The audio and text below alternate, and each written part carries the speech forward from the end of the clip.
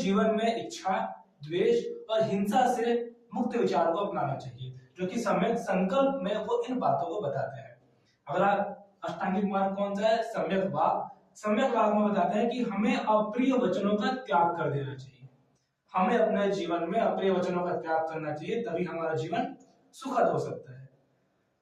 अगला, इन अष्टांगिक मार्गों के अलावा आगे उनके जीवन में जो घटना घटित होती है उसके बारे में क्या बताते हैं कि वैदिक कर्म कांडों और अनुष्ठानों के विपरीत इन्होंने नैतिकता पर बल दिया और नैतिकता और उनके अनुसार बिना यज्ञ और कर्म कांडों के भी कोई व्यक्ति निर्वाण को प्राप्त कर सकता है। हालांकि उस समय जो टाइम पीरियड था वो उत्तर वैदिक, उससे बौद्ध धर्म जब शुरू हुआ था 6ठी शताब्दी ईसा पूर्व, उससे पहले उत्तर वैदिक काल का पीरियड था।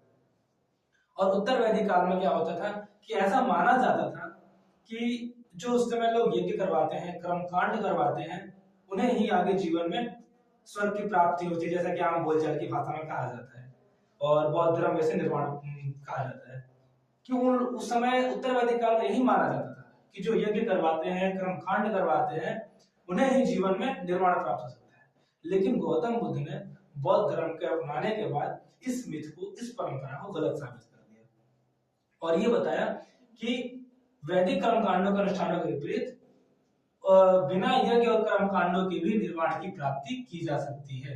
ये महात्मा बुद्ध यानी गौतम बुद्ध ने इन बातों को कहा था ज्ञान की प्राप्ति के बाद। आगे इन्होंने अपने अनुयायियों